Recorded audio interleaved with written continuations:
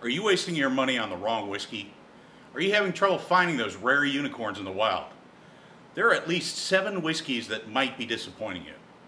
I've done the hard work of tasting numerous whiskeys, developing extensive tasting notes, searching for pricing, and researching the tasting notes of other well-informed whiskey experts, and I had to drop some coin on some of these unicorns.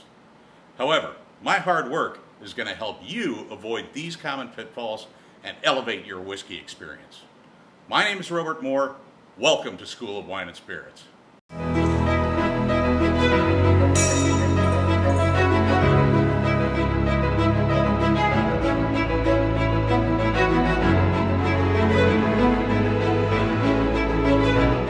We all love discovering new bourbons, but some bottles simply aren't worth the investment. I'm here to guide you away from these overpriced disappointments and steer you towards better values.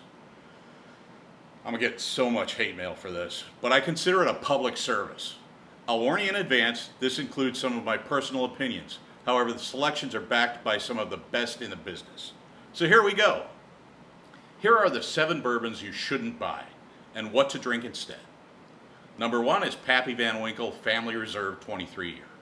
This is a legendary, very long-aged holy grail of bourbon.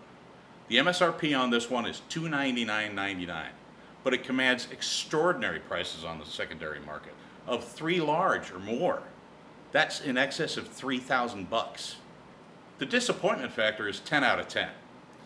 This is the holy grail of bourbon, but is the corn squeezins worth the squeeze?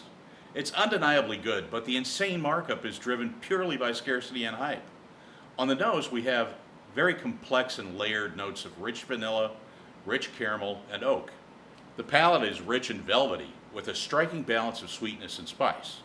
The palate confirms the nose with flavors of rich caramel, vanilla, and oak, complemented by oak, cinnamon, and dark chocolate that coats the palate with a luxurious texture. This reveals an exceptionally long finish with oak gradually fading, leaving behind a sweet warming sensation of spice and dried fruit. You can get a similar experience with W.L. Weller Full Proof for $50. It offers a similar wheated bourbon profile with deep, rich flavors of caramel and vanilla and oak. If you can find this bourbon in the wild at MSRP, is it really worth it? For me, no. However, I'm a high rye bourbon guy.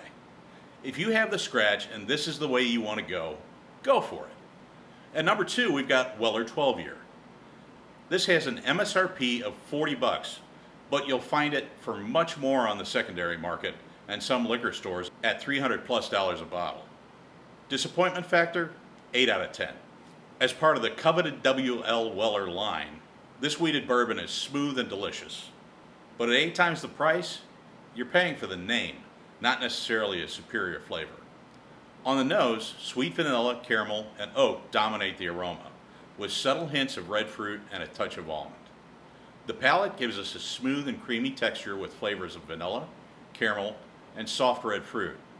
The wheated mash bill provides a gentle sweetness without overpowering the palate. It ends with a medium-long finish characterized by oak, vanilla, and a lingering sweetness. The absence of rye in the mash bill contributes to a smooth and approachable conclusion. If you can find it, is it worth the price? At MSRP, maybe. But good luck. On the secondary market, hell no. As an alternative, Larceny Small Batch or Larceny Barrel Proof at MSRPs of $20 to $70 offer a similar wheated bourbon experience with more depth and complexity, including notes of cherry, leather, and tobacco. I'll admit that I have paid a bit more than MSRP for this one in the past, because I love this bourbon, but I will not go looking for another bottle. Hey folks, thanks for watching.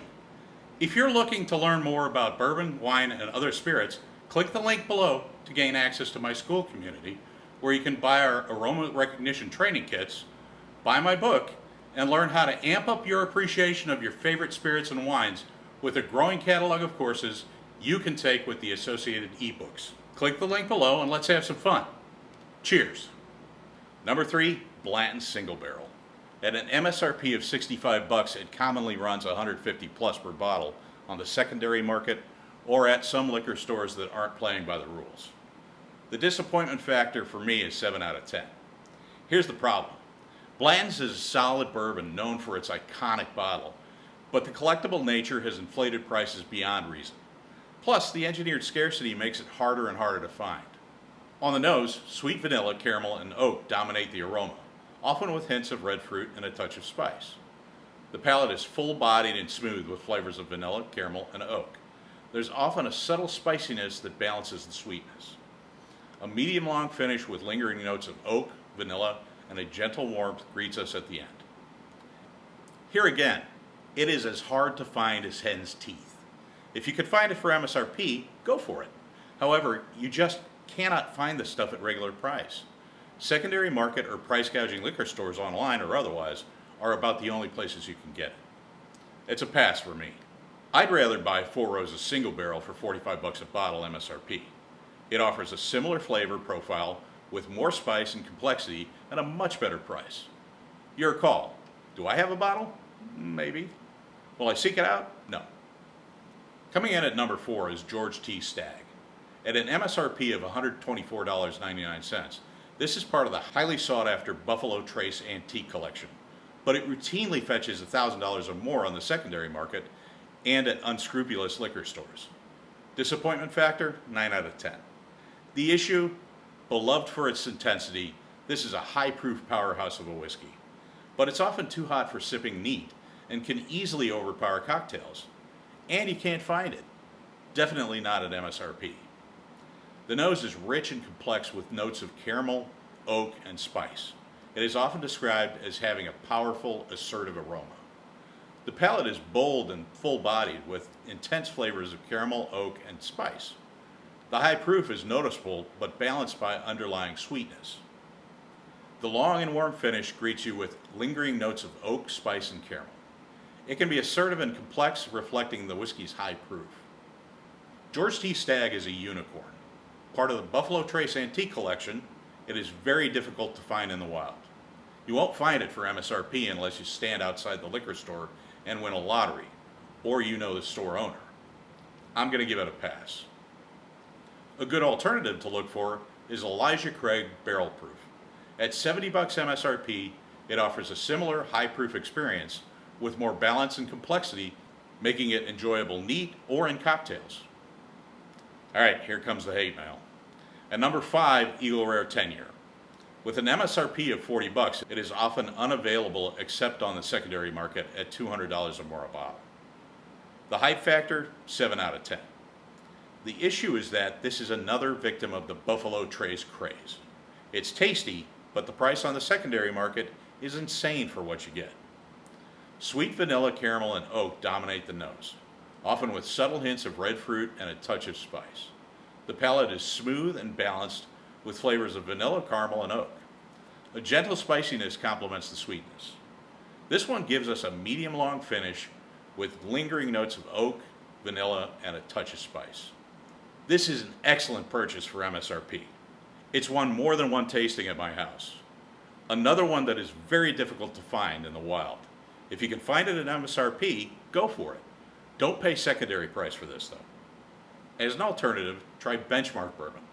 At an MSRP of $15 a bottle, this is a solid everyday bourbon with a similar flavor profile, including notes of caramel, vanilla, and spice.